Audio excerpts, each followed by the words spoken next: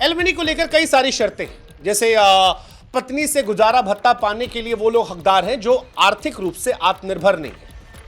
यानी अगर वाइफ आपकी जॉब नहीं करती है, दिव्यांग है, किसी वजह से पैसा कमाने में सक्षम नहीं है, या मेंटली उसे कोई परेशानी है, किसी गंभीर बीमारी का सामना कर रही है, इन कारणों में पति को उसे गुजारा भत्ता देना होता है। और यह सही है, हम यहां पर कह रहे हैं कि यह सही है। अगर बच्चा है, बच्चे का पालन पोषण करना है, समझ में आता है। पत्नी शारीरिक रूप से अक्षम है, समझ में आता है। पत्नी मानसिक रूप से सही नहीं है, समझ में आता है। पत्नी किसी गंभीर बीमारी की चपेट में है, समझ में आता है। लेकिन फिर मन में ख्याल आता है कि जब महिला छाती ठोक कर यह दावा कर रही हो कि मैं डॉक्टर हूं, मैं एक्टर हूं, मैं फलाना हूं, मैं ढिमकाना हूं, I am a self made women, मैंने जो किया अपने दम पर किया है, तो फिर क्यों? और ये वन वे ट्रैफिक क्यों? क्योंकि कोर्ट तो कहता है कि हमारा जो कानून है वो जेंडर न्यूट्रल है। ये वाला सेक्शन हिंदू मैरिज एक्ट 1955 के सेक्शन 24 में इसे जेंडर न्यूट्रल माना गया। यानी पति भी मांग सकते हैं। लेकिन आप मुझे, जैसा मैंने कहा, एक उदाहरण नहीं बता पाएंगे। एक उदाहरण जो आपको पहली नजर में याद आता हो, शायद ढूंढने वाले ढूंढेंगे भी तो बड़े विरले खोज खाज के मिलेगा। इसकी मुकम्मल वजह भी है। हम जिस देश में रहते हैं वहां पर पूर्वाग्रह से हम ग्रसित हैं। सड़क पर कार और बाइक एक्सीडेंट होता है, कार वाले की गलती है, भले बाइक वाला खुद आके ठोक जाए। ऐसे ही महिला और पुरुष अगर अलग हो रहे हैं तो महिलाओं को ज्यादा अधिकार होते हैं। हो सकता है शायद बड़े रईस लोगों में यह मानसिकता होती हो कि भाई साहब, इससे पहले कि बीवी पूरे परिवार पर केस ठोक दे, समझौता कर लेते हैं, मान जाते हैं, गुजारा भत्ता दे देते हैं, एक मोटी रकम दे देते हैं।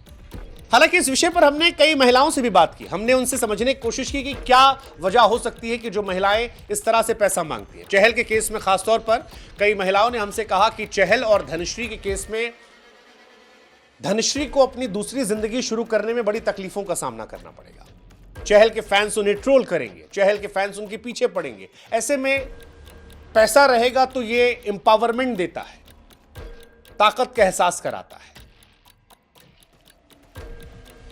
फिर मेरे मन में सवाल आया कि तो फिर ये नहीं कहना चाहिए ना कि I am a self made women. फिर जो चहल आपका मजाक उड़ाने के लिए टी शर्ट पहन रहा है जिसमें लिखा है be your own sugar daddy,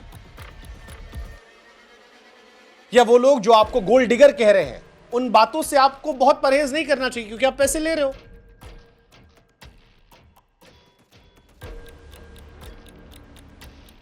मतलब दो लोग शादी करते हैं, शादी में दहेज अपराध है, दो लोगों का रिश्ता किसी वजह से भी टूटता है। क्या यह काफी नहीं है कि दो लोग एक साथ सामंजस्य नहीं बना पाए? हाँ, उसमें कुछ परिस्थितियां हैं जो हमने जिक्र किया, मानसिक रूप से, शारीरिक रूप से, बच्चा है, वहां पर समझ में आता है। बट अगर आप अच्छे पैसे कमा रहे हो, और चहल के केस में खासतौर पर धनश्री को एक्सपोजर मिला, दुनिया में लोगों ने जाना, आज जो परेशानी धनश्री के लिए बन रही है, धनश्री के सक्सेस के पीछे की वजह भी वही है। हमारे कानून में चार तौर पर स्थिति है जहां पर पत्नी या पति भत्ता मांग सकते हैं। पहली, हस्बैंड ने वाइफ को तलाक दिया हो। सेकेंड, वाइफ ने हस्बैंड को तलाक दिया हो। थर्ड, तलाक के बाद पत्नी ने दूसरी शादी ना की हो और पत्नी खुद का भरण पोषण करने में सक्षम ना हो, जिसके हमने कई सारी कैटेगरीज बताई। वहां पर भत्ता जाता है, समझ में आता है। पर खुद को फेमिनिज्म का झंडा बरदार बताना, सशक्त बताना और रिश्ता टूटते ही अदालत के सामने बेचारी बनकर या धमकी देकर पैसे ले लेना, ऐसे अनगिनत केसेस हैं जहां पर ये सारी घटनाएं हुई। और सक्षम महिलाओं का पैसा लेना वो समझ से परे होता है। कई उदाहरण हैं। ऋतिक रोशन, सुजैन का तलाक हुआ, 400 करोड़ रुपए दिए गए। अरबाज खान, मलाइका का तलाक हुआ, 10 से 15 करोड़ का हाथा दिए गए। करिश्मा कपूर का तलाक हुआ, 12 करोड़ रुपए दिए गए। हनी सिंह का वाइफ से डिवोर्स हुआ था, 20 करोड़ मांगे गए थे, 1 करोड़ मामला सेटल्ड हुआ। रिवर्स का कोई केस आपको याद है? किसी महिला ने पति को पैसे दिए हो?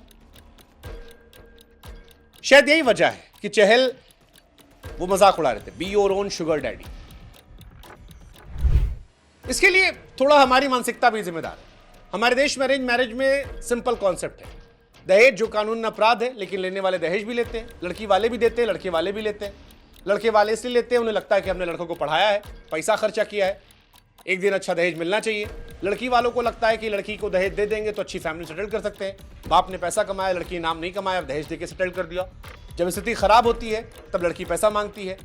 ये दोनों साइड से गलत केसेस है। दहेज लेना अपराध है, वैसे ही जबरदस्ती लड़के से पैसा लेना भी अपराध है।